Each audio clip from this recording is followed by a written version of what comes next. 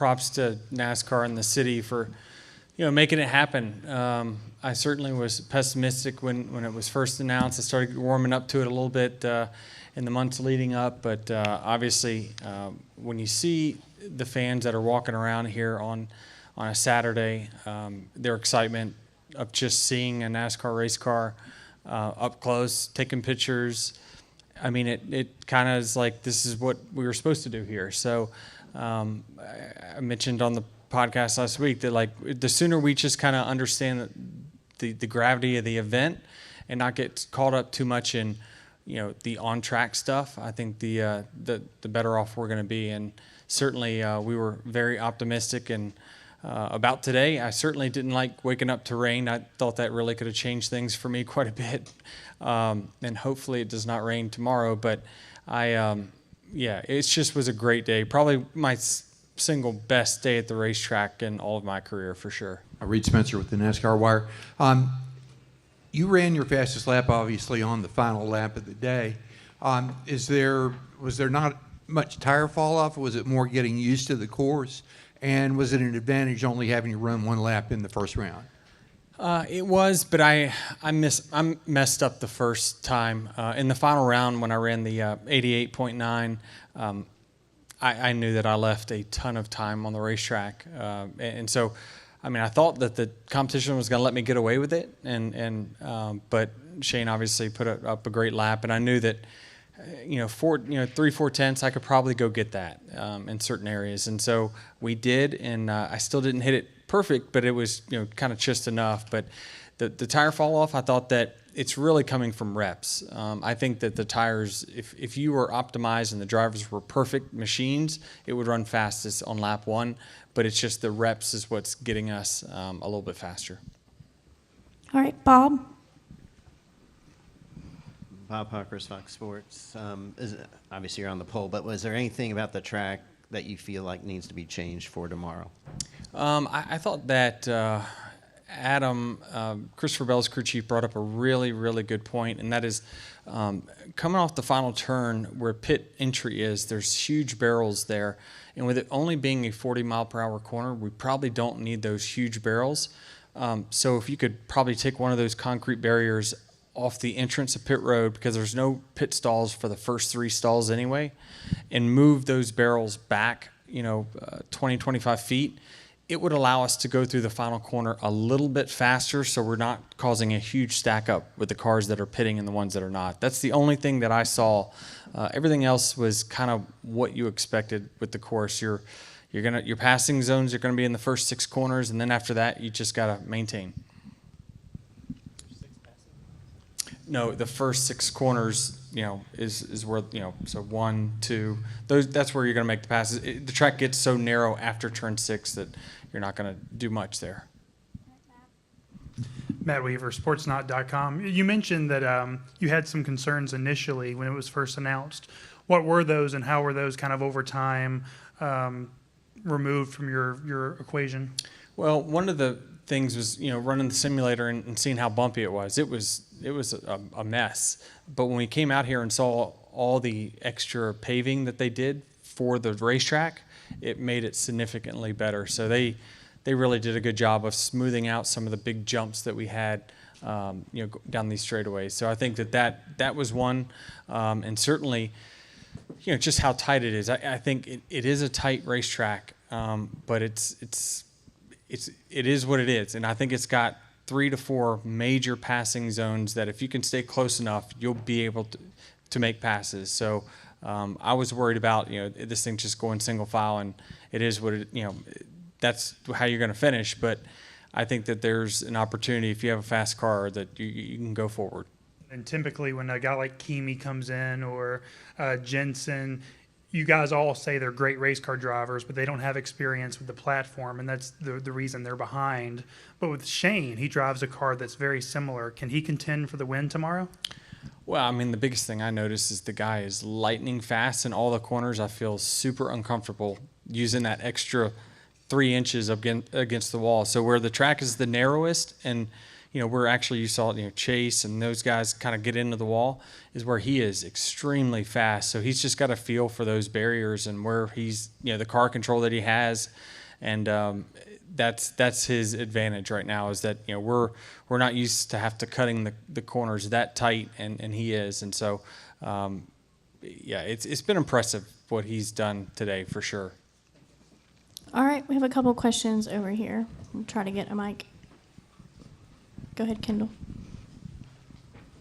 Right behind you, Kendall. Thank you. Hi, Denny. You're here in our city. I think I just heard you say this is probably the best day on the track in your entire career. Mm-hmm. Really? Yeah, it just, just going into a race that obviously has got a ton of hype, right? There's a ton of eyes looking at this race.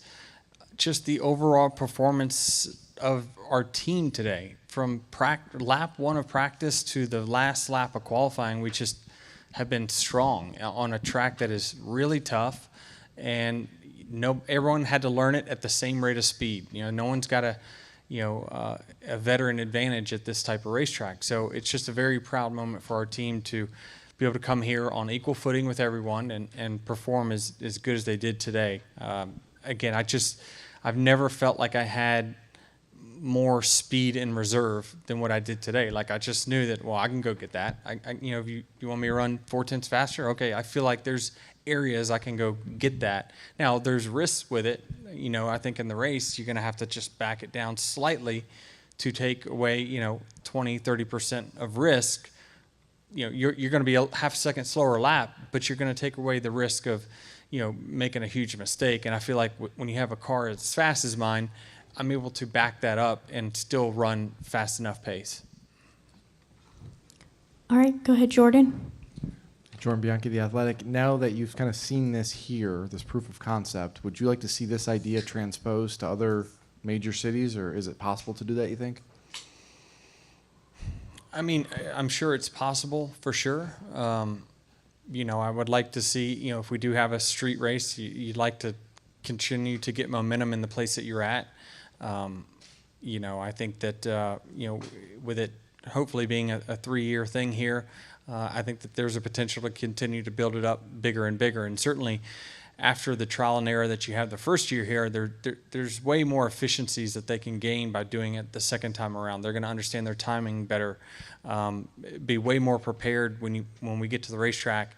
The time to put it together probably would be cut, 10%, 50% quicker. So yes, but let's, again, just let's not lose too much far from what we are, right? I think that it's great that we're visiting, doing a street race. We have so many different disciplines, but, you certainly got to keep us, doing what we do best, and that's side-by-side racing on ovals quite a bit. Is there certain tracks you'd like to see added to the schedule? Nothing offhand, no. I mean, I'm sure there's a lot of great racetracks that, would be suitable. Even after running this thing on iRacing, I just was very skeptical of the layout of the track, but I just thought after driving it today, it has significant, it's a raceable racetrack. And so it's easy for me to say because I had such a great day, right? But I just think that there's tons of opportunities to make moves at this track, and so it's one that is very legitimate. All right, we're going to go to Lee. Lee Spencer Catchfence. Sorry if this was asked already, but given Michael's relationship with this city, what do you think it would mean to him if you or your either one of your 2311 drivers would win this race tomorrow? Yeah, I mean, he's pumped up whether we're performing well at North Wilkesboro or we're here in Chicago. Honestly, I mean, it is a big city for him, and he's obviously did a lot for this city, and the city did a ton for him. But yeah, having 2311 night at the Cubs yesterday was big, and just the fanfare that our the 2311 team has got from the unveiling of the car, and just social outlets that don't normally cover anything about racing because it's about something else is paying attention to that. And so that's how you grow the sport. And Michael's really proud of that team and the growth that they've got, the speed that they've got, and in such a short amount of time that team's been around. For me personally, it'd be right up there it'd have to be a top 5 win for me if we were able to do it. And if it rains tomorrow, does it benefit Jensen or Shane, just given the fact that they've run so many street courses in the rain? Probably. I would say probably, yeah. I don't know what we got. I was a little pessimistic today, coming in just thinking, can I correlate what I've been practicing to the real thing?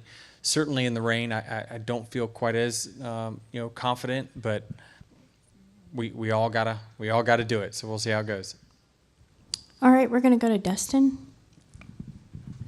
Dustin Long, NBC Sports. I have a couple questions. As the pole sitter, and because this is an inaugural event, the restart zone's in a unique location, what is your responsibility to make sure that this doesn't look like a cluster at the start of the race? And is it something that you tell the whole field, hey, as soon as I hit the first line, we're just going to go, or as soon as or I'm going to wait to the second line and just communicate it through the field, because it doesn't make a difference to try to get something that's more important to get the clean start?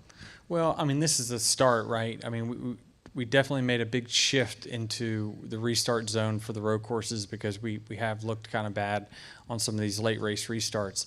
Moving it back to create a corner to then spread the field out slightly, trust me, it's still going to be crazy into turn 1, but it's just going to hopefully take us from not being bozos. That's the goal. And so it still may happen, but I certainly think that you don't really want to play a whole lot of games when it comes to that because it's not good for anyone. It really isn't. And it really a lot of responsibility will come from the second, third, fourth rows to not try to anticipate or jump the starts. You have to make a corner there. So it's, I think it's placed in probably one of the best spots it possibly could to avoid what we've been doing lately.